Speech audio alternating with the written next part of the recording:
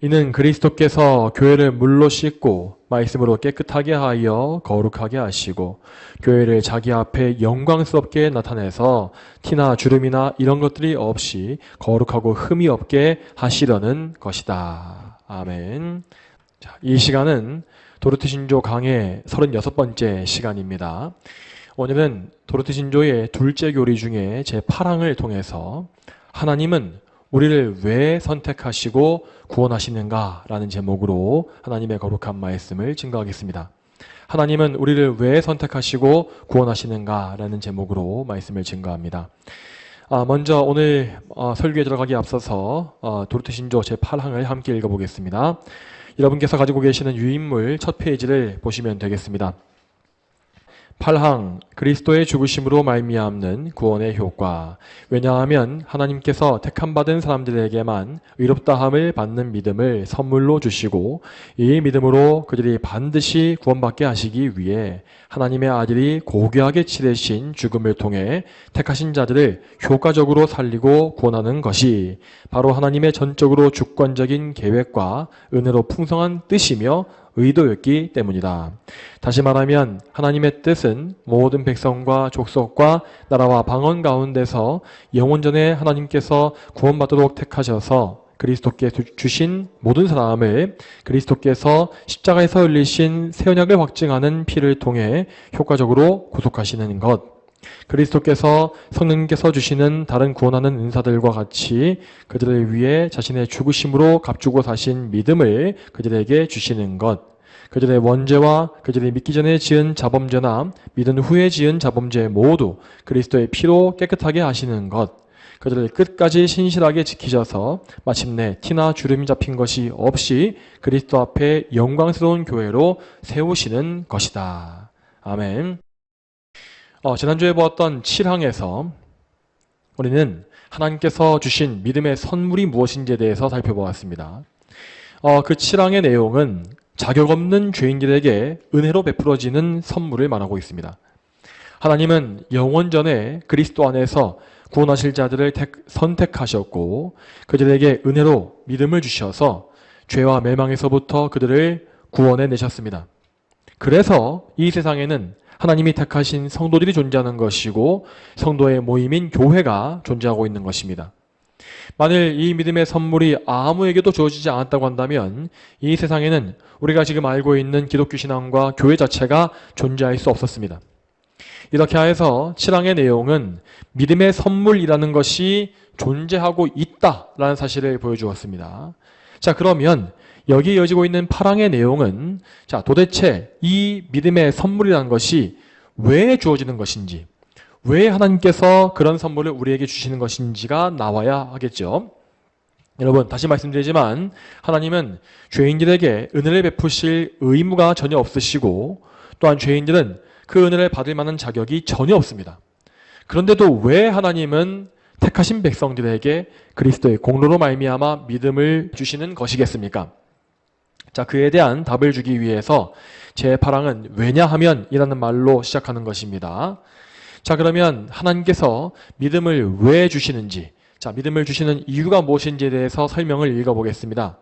자, 맨 처음에 왜냐하면부터 넷째 줄에 있는 의도였기 때문이다까지 제가 읽겠습니다. 자, 읽겠습니다. 왜냐하면 하나님께서 택함받은 사람들에게만 의롭다함을 받는 믿음을 선물로 주시고 이 믿음으로 그들이 반드시 구원받게 하시기 위해 하나님의 아들이 고귀하게 치르신 죽음을 통해 택하신 자들을 효과적으로 살리고 구원하는 것이 바로 하나님의 전적으로 주권적인 계획과 은혜로 풍성한 뜻이며 의도였기 때문이다. 아멘. 자, 오늘 이 8항의 내용은 그 문장 표현이 다소 복잡해 보일 수 있기 때문에 조금씩 떼어서 설명하면서 보겠습니다.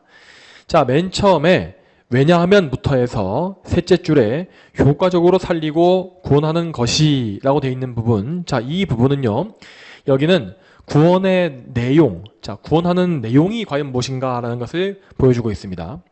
자, 그런데 이 세 줄의 부분은 뒤에 이어지는 부분에서 풀어서 설명할 예정이기 때문에 지금은 따로 이 부분을 볼 필요가 없습니다. 자, 그러므로 이 첫 문단에서 우리가 지금 봐야 할 부분은 제가 지금 이 유인물에 밑줄로 표시해 놓은 문장입니다. 자, 그 부분 다시 한번 읽어보겠습니다.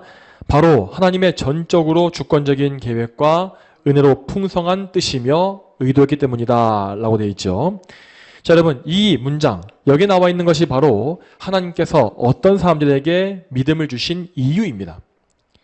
자격 없는 죄인이 믿음을 선물 받고 구원받는 이유는 그것이 하나님의 뜻이었기 때문입니다. 하나님의 뜻, 이 한마디로 모든 이유를 다 설명할 수 있는 것이죠. 여러분, 우리는 하나님의 계획과 뜻이 왜 그렇게 세워진 것인지는 절대 알 수 없습니다. 그렇지만 하나님은 선하신 뜻에 따라서 어떤 사람을 구원하기로 정하셨고 그들에게 믿음을 주신 것입니다. 이와 같이 우리 구원의 이유라고 하는 것은 오직 하나님의 뜻에서 찾아야 합니다. 그 외에 다른 이유를 찾는 것은 항상 잘못된 결론을 만들게 되어 있습니다. 여러분, 우리는 본성적으로 자기중심적이기 때문에 항상 모든 이유를 나 자신에게서 찾기를 참 좋아합니다. 그래서 우리는 이 은근히 우리 내적으로 숨겨놓고서 나 자신에게 구원의 이유가 뭔가 있는 것처럼 교만한 생각을 품는 경우가 참 많습니다. 내가 그래도 저 악인보다는 훨씬 더 나았고 죄를 덜 지었다. 내가 그래도 어릴 때부터 영적인 감각이 있었고 교회도 열심히 다녔다. 또 내가 이제까지 하나님을 섬기느라고 애썼던 노력이 있었고 헌금했고 봉사도 열심히 했다.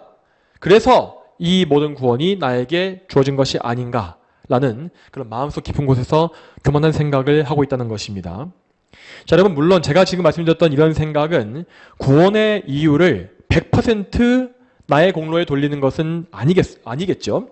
그렇지만 만일 우리가 조금이라도 우리 안에서 나의 조건을 좋게 여기고 그것이 남보다 더 우월하다라고 여기는 것이 있다면 우리는 그 모든 생각을 교만한 죄로 여기고 철저히 버려야 한다는 것입니다. 제가 늘 드리는 말씀이지만 우리의 조건이라는 것은 우리의 구원에 조금도 관계가 없습니다.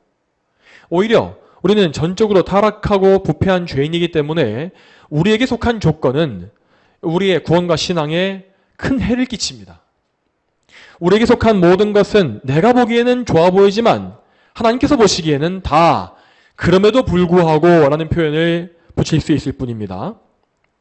내가 나 자신을 의인으로 여김에도 불구하고 내가 나를 우월하게 여기는 교만한 자임에도 불구하고 그럼에도 불구하고 하나님은 당신의 알 수 없는 뜻 안에서 나를 택하시고 구원의 길로 인도하신 것입니다.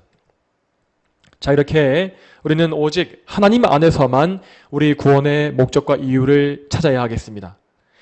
나 자신에게는 하나님께 좋은 것을 받을 만한 자격이 없었지만 하나님은 참으로 선하신 뜻 안에서 당신의 백성을 선택하셨고 당신께서 정하신 때에 믿음을 주시어서 그들이 그리스도로 말미암아 구원을 얻게 하십니다.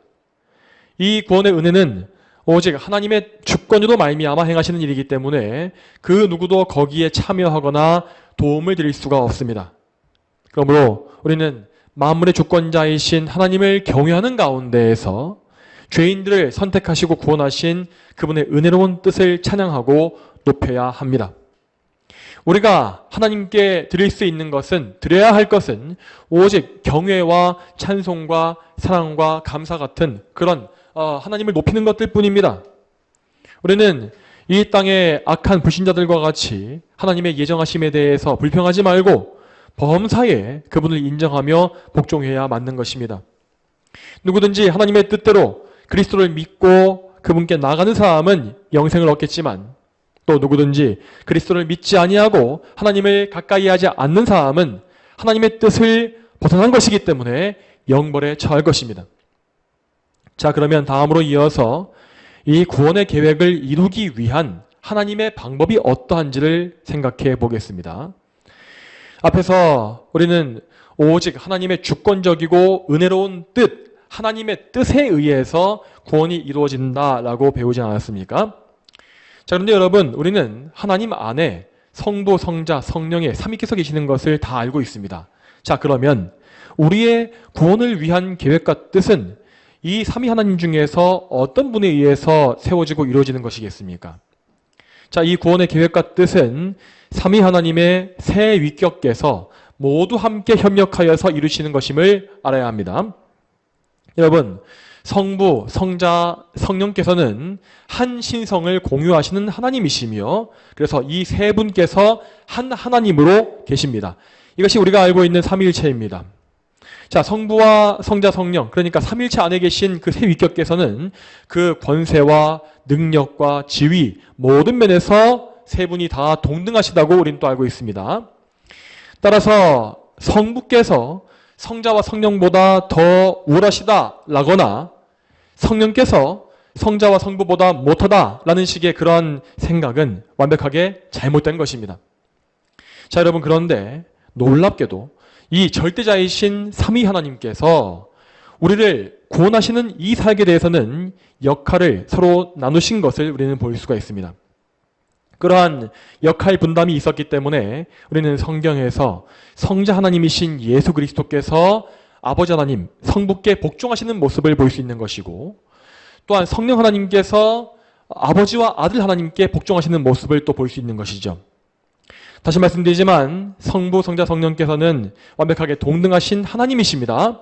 하지만 이 구원의 사역, 이 구원의 뜻 안에서는 이렇게 자신을 낮추시거나 상호 복종하시는 모습을 보이신 것입니다. 자, 이러한 모습은 우리로서는 도저히 다 헤아릴 수가 없는 놀라운 겸손이며 사랑입니다. 그러므로 우리는 이 구원의 사역에 대해서 참으로 놀라워하고 감사해야 마땅한 것이죠. 자, 이와 같이 구원의 사역이 삼위일체 안에서 분담되어지는 것에 대해서 우리는 경륜적 삼위일체라는 용어를 사용합니다. 이 경륜적인 삼위일체를 간략하게 설명하자면 성부께서는 구원하실 백성을 친히 선택하시고 그들을 구원하기 위한 계획을 세우시는 역할을 하십니다. 그리고 다음으로 성자께서는 아버지의 계획을 따라서 인성을 가지고 이 땅에 오셨으며 십자가에서 죽으심으로 구원의 조건을 성취하셨습니다. 또한 다음으로 성령님께서는 예수님의 승천 이후에 이 세상에 보냄받으셔서 성자 예수님의 죽으심에서부터 나온 공로를 택자들에게 적용하시는 역할을 하십니다. 여러분, 이러한 사역의 분담이라는 것은, 이런 개념은 어떤 신학자들의 머릿속에서 나온 개념이 아닙니다. 이것은 성경이 분명히 알려주고 있는 진리입니다. 자, 이 구원에 대한 삼위 하나님의 협력, 곧 경륜적인 삼위일체에 대한 내용은 에베소서 말씀에 잘 나와 있습니다. 에베소서 1장을 펴시기 바랍니다. 에베소서 1장, 여러분 유인물에 있죠? 유인물에 제가 다 넣어놨습니다. 유인물의 참고 구절 맨 첫 부분을 보시면 됩니다. 앞페이지에 있습니다. 에베소서 1장 4절과 5절 말씀 먼저 보겠습니다. 이 부분은 먼저 성부 하나님의 사역입니다. 같이 읽어보겠습니다. 자, 시작. 그분께서 창세전에 우리로 사랑 안에서 그분 앞에 거룩하고 흠이 없게 하시려고 우리를 그리스도 안에서 택하셨으며 그분의 기뻐하시는 뜻을 따라 우리를 예정하시어 예수 그리스도로 말미암아 그분의 아들로 받아들였으니. 아멘. 여러분, 이 말씀에서 그분이라고 되어 있는 이 부분이 바로 성부 하나님을 가리키는 말입니다. 여러분, 다시 말씀드리지만 이 말씀은 구원 사역에 있어서 성부 하나님의 역할과 사역을 우리에게 보여주고 있습니다. 이 말씀과 같이 아버지 하나님은 그리스도 안에서 우리를 선택하시고 예정하신 분입니다. 또한 성부께서 이렇게 우리를 택하신 목적은 우리를 거룩하고 흠이 없게 하시기 위해서라고 되어 있습니다. 여러분, 지금 우리 자신의 모습은 이렇게 거룩하고 흠이 없는 것과는 너무나 거리가 먼 것이 사실이지 않습니까? 그래서 지금 우리가 보기에는 나를 보자면 이 계획이 아직까지 이루어지지 않은 것 같고 또 심지어는 아예 이루어지지 않는 것은 아닐까라는 불안감이 드는 것도 사실입니다. 그렇지만 여러분, 우리 하나님은 영원하신 분으로서 시간에 매여 있지 않으시기 때문에 과거와 현재와 미래의 모든 일들이 다 하나님께는 현재의 일과 같이 보이시는 것입니다. 따라서 하나님 안에서 성도의 구원은 이미 완성된 것과 같으며 그분은 그 계획을 절대 포기하거나 취소하시는 법이 없습니다. 이 진리를 생각할 때, 그러니까 하나님의 영원하신 그런 계획을 생각할 때에 우리는 우리의 연약함을 볼 때에도 낙심하지 않을 수 있고 또한 하나님의 이 뜻에 의지하여서 참된 평강을 누리며 하나님께 나아갈 수 있는 것입니다. 다음으로 또 이어서 성자 하나님의 사역이 어떠한지를 보겠습니다. 이에 대해서 다음 말씀 에베소서 1장 7절 말씀을 같이 보시겠습니다. 에베소서 1장 7절 참고 구절 두 번째입니다. 읽겠습니다. 시작. 우리가 그분 안에서 하나님의 은혜의 풍성함을 따라 그분의 피로 말미암아 구속 곧 죄의 용서를 받았다. 아멘. 이 말씀에서 우리는 성자 하나님, 성자 예수 그리스도께서 이루신 구속의 공로를 볼 수가 있습니다. 여러분, 예수님께서 하나님의 아들이라 불리시는 것에 대해서 먼저 보겠습니다. 자, 이렇게 예수님께서 아들이라는 호칭을 받고 계시는 이유는 그분이 우리가 상상하는 것과 같이 성부 하나님보다 뭔가 낮은 위치에 있기 때문이 아닙니다. 이 아들이라는 표현은 이것은 오히려 아버지와 동일한 본질을 공유한다라는 의미로서, 그러니까 이것은 성부와 성자께서 완벽하게 동등하신 위치에 계신 하나님이시다라는 사실을 보여주고 있는 것입니다. 여러분, 이와 같이 성자 예수님, 아들 하나님께서는 아버지 하나님과 권세와 지위가 동등하신 하나님이시지만 아버지의 계획에 복종하시어서 죄인들을 위한 대속물로 자신을 낮추시고 내어주셨습니다. 그래서 예수님은 우리 비천한 죄인들과 동일한 사람이 되신 것입니다. 또한 예수님은 우리의 죄값을 치르시기 위해서 그분의 보배로운 피를 흘리신 것이죠. 다시 말하여서 예수님은 당신의 피값, 곧 생명의 값으로서 우리를 값주고 사신 것입니다. 이 은혜로 말미암아서 우리는 모든 죄를 용서받고 의인으로 여겨지며 하나님의 소유된 거룩한 백성이 다 될 수가 있었습니다. 자, 그러면 다음으로 또 넘어가서 구원에 대한 성령 하나님의 사역을 살펴보겠습니다. 에베소서 1장 13절과 14절 말씀 같이 읽어보겠습니다. 그리스도 안에서 너희도 진리의 말씀, 곧 너희의 구원의 복음을 듣고 또한 그 안에서 믿어 약속의 성령으로 인치심을 받았다. 이 성령이 우리 유업의 보증이 되시니 이는 하나님의 소유가 된 백성의 구속을 위한 것이며 또한 그분의 영광을 찬미하게 하려는 것이다. 아멘. 여러분, 이 말씀에는 그리스도의 사역을, 그러니까 그리스도의 공로를 우리에게 적용하시는 성령님의 사역이 잘 나와 있습니다. 앞에서 보았듯이 그리스도, 곧 성자 하나님께서는 우리의 구원에 필요한 모든 공로를 이루신 분이라고 하였습니다.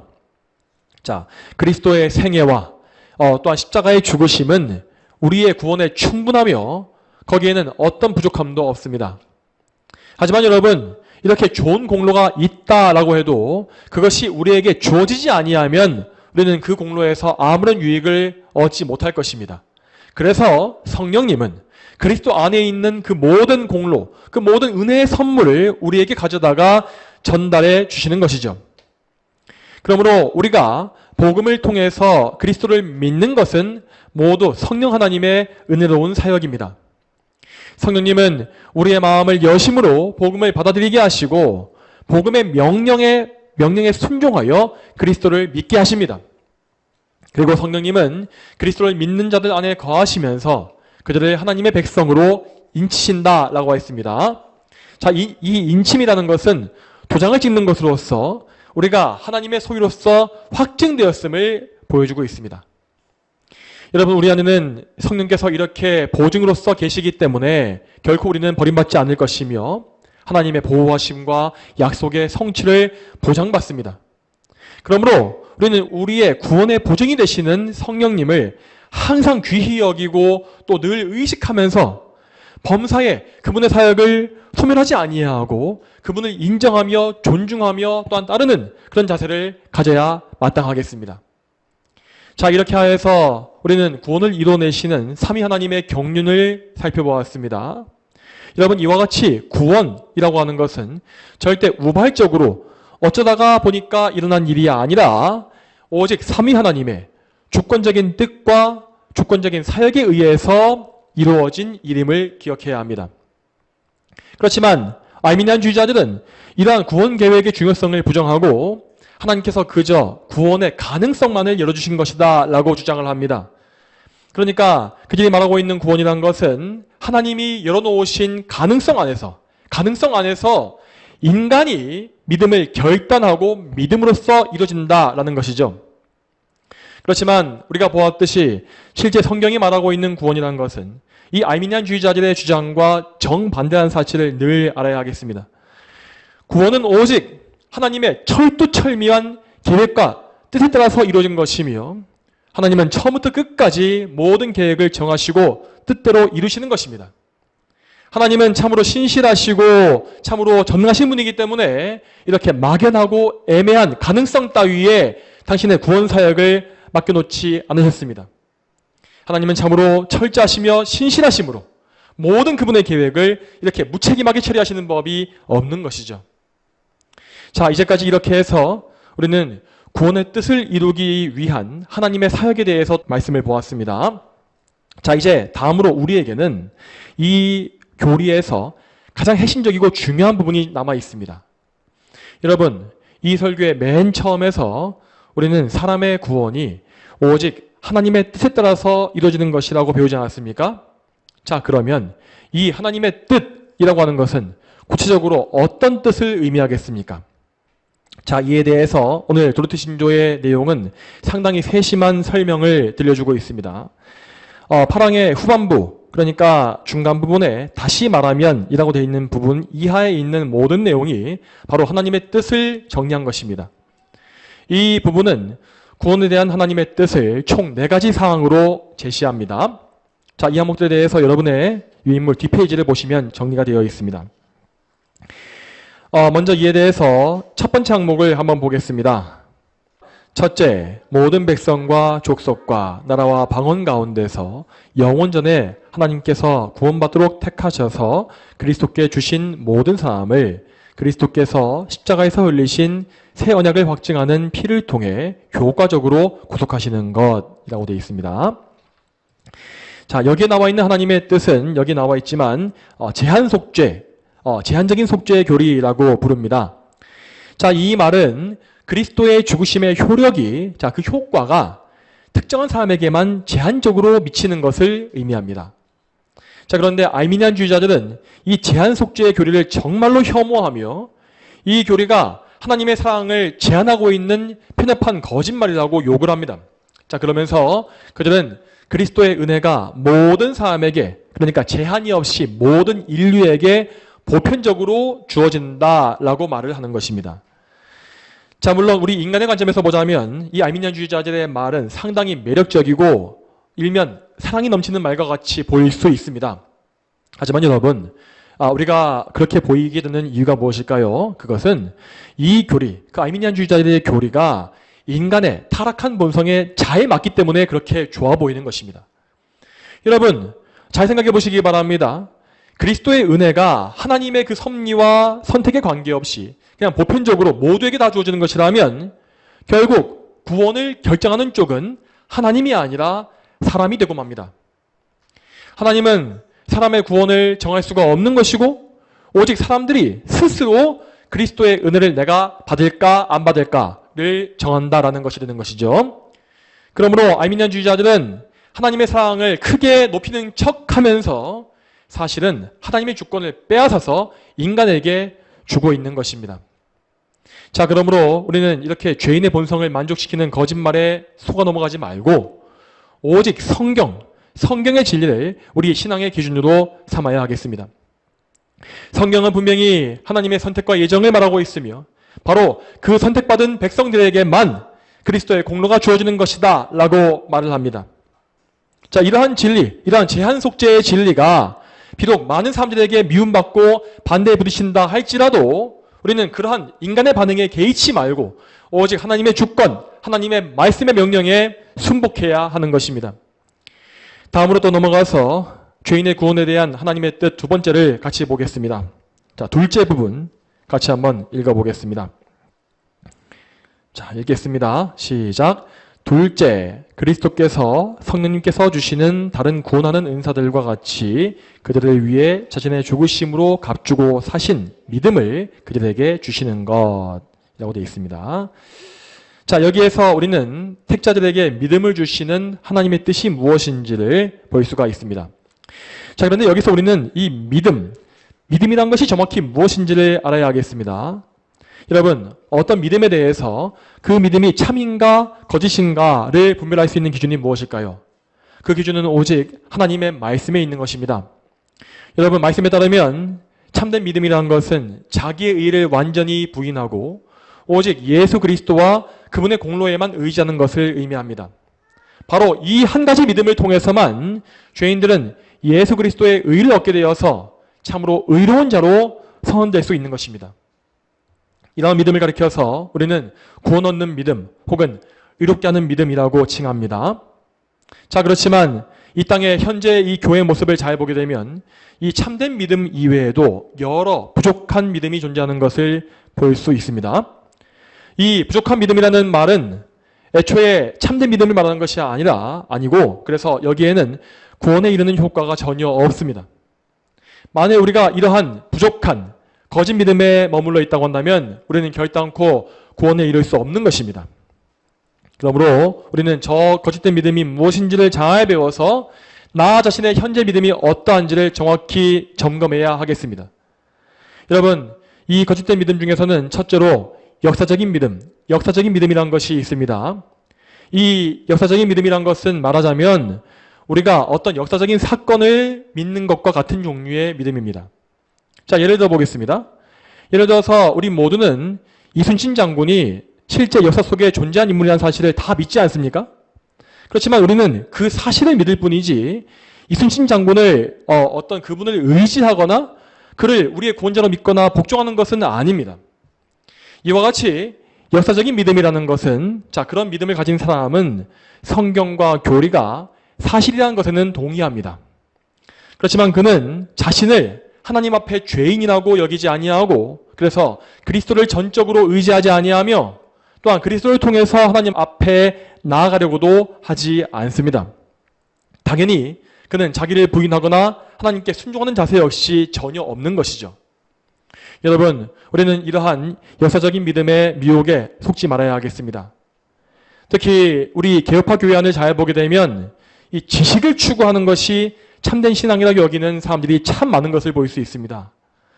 자, 물론 우리는 성경을 깊이 연구해야 하겠고 또한 성경을 진리대로 이해하기 위해서 교리 지식을 열심히 쌓아야 합니다.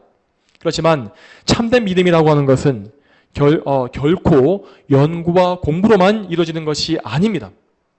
우리는 지식을 알아가는 가운데서 반드시 예수 그리스도를 구원자로 믿고 우리의 주님으로 섬겨야 하는 것입니다. 그리고 이 믿음 안에서 우리는 항상 나의 십자가를 지고서 하나님을 기쁘시게 하는 순종과 충성의 삶을 살아가야 하는 것입니다. 여러분, 이러한 믿음은 나 자신에게 말씀을 적용할 때만 나오는 것입니다. 하지만 역사적인 믿음에 머물러 있는 사람들은 말씀 지식을 많이 쌓기만 하고 그 많은 지식을 자기에게는 적용치 아니합니다. 이러한 사람들은 그리스도의 의로 사는 것이 아니라 자기의 의로서 사는 사람들이기 때문에 결코 의롭게 하는 믿음에 이르지 못하는 것입니다. 다음으로 또 봐야 할 거짓 믿음은 은사적인 믿음입니다. 자, 은사적인 믿음입니다. 자, 이것은 은사를 주시는 성령님에 의해서 뭔가 능력을 행할 수 있는 상태의 믿음을 의미합니다. 자, 그런데 이러한 믿음을 가진 사람들은 어떤 철저한 회개나 하나님과의 인격적인 관계에는 관심이 없고 그리스도를 바라보는 것에도 별다른 감흥이 없습니다. 그 대신에 그들은 온갖 신기한 체험과 예언, 방언, 이적 등을 중심으로 하여서 일종의 신비주의 종교를 형성하고 있는 것을 보게 됩니다. 그들은 자기의 은사에 대해 자랑하면서 그 은사들이야말로 참으로 능력이 있는 신앙이라고 말을 합니다. 하지만 여러분, 성경은 이러한 은사적인 믿음을 결코 참된 믿음이라고 인정하지 않습니다. 오히려 성경 말씀은 앞으로 가짜 신자들이 온갖 기적과 놀라운 일을 행할 수가 있다. 그런 놀라운 기적이 가짜 신자에 의해서도 행해질 수가 있다라고 말을 합니다. 자, 여러분, 이에 대해서 말씀을 보겠습니다. 뒷페이지에 있는 맨 처음 말씀, 마태복음 7장 22절 말씀 같이 보겠습니다. 그 날에 많은 이들이 나에게 말하기를 주님, 주님, 저희가 주님의 이름으로 예언을 하고 주님의 이름으로 악령들을 쫓아내고 주님의 이름으로 많은 기적들을 행하지 않았습니까? 라고 할 것이다. 아멘. 여러분, 이 말씀에서 우리는 정말 평생에 열심히 사역을 해왔던 교인들이 심판대 앞에 선 모습을 볼 수 있습니다. 이제는 놀랍게도 예언과 축기를 비롯하여서 많은 기적을 행해왔고 또한 그것을 주님의 이름으로 예수님의 이름으로 행해왔습니다 라고 고백합니다. 하지만 여러분, 그들이 평생에 믿어왔던 것은 예수 그리스도 그분 자신이 아니었습니다. 그들은 그 신기한 능력에 취해서 은사를 행하는 자신을 의지하고 믿은 것입니다. 당연히 그들은 예수 그리스도를 믿은 적이 없으므로 속죄와 칭의의 은혜도 입은 적이 없으며 결국 자기 죄의 대가를 다 지고서 영원한 형벌에 들어가는 것입니다. 또한 다음으로 이어서 거짓 믿음 중에는 일시적인 믿음, 일시신앙도 존재합니다. 이것은 말 그대로 일시적으로만 생겼다가 사그라지는 가짜 믿음입니다. 말하자면 이러한 믿음을 가진 사람들은 애초에 성령으로 거듭나서 예수님과 연합한 적이 없는 것이죠. 그들은 자기 자신의 결단과 의지력에 의하여서, 그러니까 성령님의 역사가 아니라 인간의 내적인 능력, 종교심에 의해서 잠시 믿음을 가진 것처럼 보였던 것입니다. 그렇지만 이렇게 인간적인 신념과 종교심에는 견고한 뿌리가 없기 때문에 그들은 환란이 올 때에 금세 그 신앙이 다 말라 죽을 수밖에 없는 것입니다. 이러한 일시적인 신앙은 결코 그리스도의 은혜를 전달하는 통로가 될 수 없습니다. 따라서 일시신앙에 머문 사람들은 하나님 앞에서 불의한 죄인으로 드러나 정죄를 받을 것입니다. 이제 다음으로 넘어가서 하나님의 뜻 세 번째를 보겠습니다. 이 부분 같이 읽겠습니다. 자, 하나님의 뜻 네 가지 중에서 셋째 부분 같이 읽어보겠습니다. 읽겠습니다. 시작. 셋째, 그들의 원죄와 그들이 믿기 전에 지은 자범죄나 믿은 후에 지은 자범죄 모두 그리스도의 피로 깨끗하게 하시는 것이라고 되어 있습니다. 이 세 번째 하나님의 뜻은 선택하신 백성의 모든 죄를 용서하시는 것입니다. 여러분, 여기서 용서받는 죄라는 것은 정말로 그들의 모든 죄입니다. 그들이 아담에게서부터 유전받은 원죄에서 시작하여서 그들이 평생에 짓는 모든 죄가 다 용서받는 것이죠. 자, 거기에는 과거와 현재의 죄뿐만 아니라 미래의 지을 죄까지도 다 포함되어 있습니다. 예수님의 보혈은 참으로 모든 죄를 사할 수가 있는 무한하고 영원한 공로의 피이기 때문에 우리의 죄를 영원히 사하고 우리를 사망에서 생명으로 옮겨줍니다. 자, 여러분, 그런데 우리는 여기에서 현재와 과거보다 이 미래의 죄를 용서하신다라는 것이 무엇인지를 정확히 알아야겠습니다. 자, 어떤 사람들은 이 말을 오해하여서 예수님 믿는 성도가 죄를 마음대로 지어도 된다, 상관이 없다라고 보는 경우가 있습니다. 그렇지만 여러분, 이 용서라고 하는 말은 결코 우리에게 어떤 면죄부를 주는 것이 아닙니다.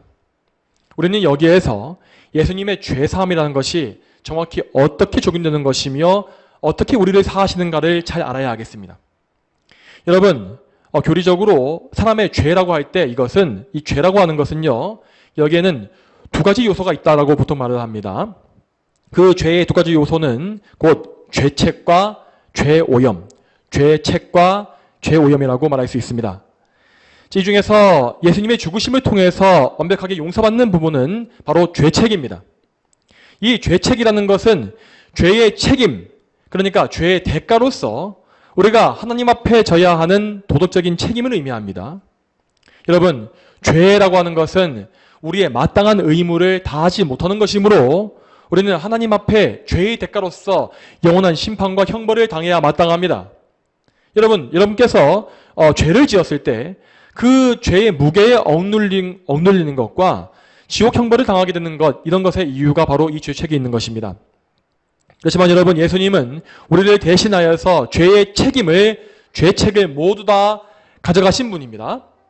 그래서 그 모든 무거운 죄의 빚과 책임을 대신 감당하셨습니다. 그리하여 예수님은 하나님의 저주를 받아 십자가에 달려 죽으시고 죄의 대가로서 그분의 피를 흘리시며 생명을 바쳐야 했던 것입니다. 여러분, 이와 같이 예수님은 우리를 무겁게 짓누르는 죄책을 대신 담당해 주셨습니다. 이로 인해서 우리는 예수님을 믿을 때 우리의 모든 죄책을 용서받는데, 그래서 우리는 하나님께 진 무거운 빚을 탕감받고 하나님의 진노가 사라지는 것을 경험하는 것입니다. 그러므로 구원받은 성도들은 더 이상 죄의 무게에 억눌리거나 심판의 공포에 얽매이지 않습니다. 우리는 죄책에서 자유케 되며 하나님과 화목함을 누립니다.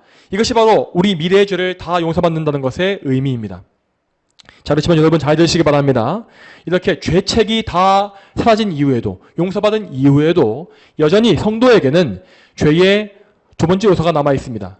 그것이 무엇입니까? 그것은 죄의 오염, 죄의 오염이라고 부릅니다.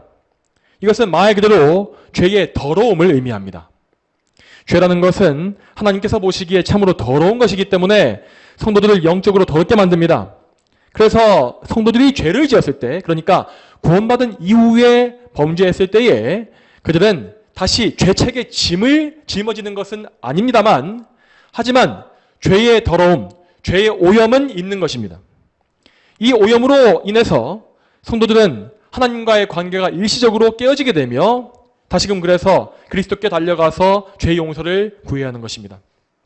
자, 여러분, 그러므로 성도들이 죄의 용서를 구하는 것은 엄밀히 말하면 죄의 책을 면하게 해달라는 간구가 아니라 죄의 오염을 씻어주시기를 간구하는 기도입니다.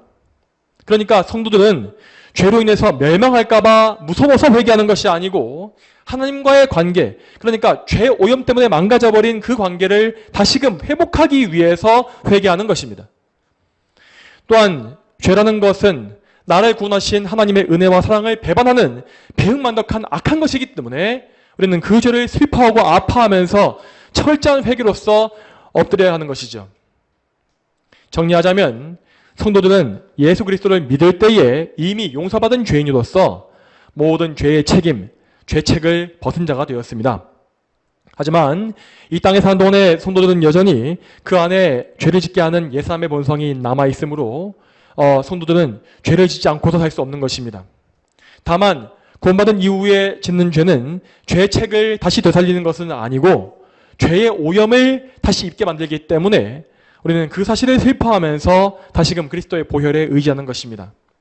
자, 이러한 의미에서 보자면 성도들은 죄를 절대 마음대로 지을 수가 없으며 오히려 구원받기 이전보다 죄에 대해서 더 민감하게 반응해야 합니다. 성도들에게는 하나님과의 관계가 자기의 생명보다 더 귀하기 때문에 그 관계의 가치를 몰랐던 옛날보다 훨씬 더 죄를 미워하고 더 죄 짓는 것을 무서워하며 더 격렬하게 죄와 싸우는 것이죠. 따라서 참된 성도는 성령 안에서 점점 더 죄를 미워하는 것이고 실제로 죄의 영향력에서 점점 더 자유로워지는 거룩한 삶을 사는 것입니다. 자, 다음으로 또 이어서 하나님의 뜻 네 번째를 같이 보겠습니다. 네 번째 항목 같이 한번 읽어보겠습니다. 자, 시작. 그들을 끝까지 신실하게 지키셔서 마침내 티나 주름이나 준 잡힌 것 없이 그리스도 앞에 영광스러운 교회로 세우시는 것이라고 되어 있습니다. 이 네 번째의 하나님의 뜻은 보존의 은혜라고 부릅니다. 이 보존의 은혜 안에는 구원 이후에 성도에게 베풀어지는 모든 은혜가 다 포함되어 있습니다. 자, 하나님은 먼저 성도들을 점점 더 거룩하게 만들어 가시는데 이것을 우리는 성화라고 부릅니다. 그리고 하나님은 성도들을 굳게 붙잡으셔서 그들이 끝까지 인내하며 견딜 수 있게 인도하시는데 이것을 우리는 성도의 견인이라고 부르죠. 또한 하나님은 최종적으로 성화를 완성하셔서 성도들의 몸과 영혼을 완벽한 상태로 만들어 주십니다. 이것을 우리는 영화라고 부릅니다. 하나님은 완전하신 분이기 때문에 결코 우리를 죄에서 겨우 구원하시는 정도에서 멈추지 아니하십니다.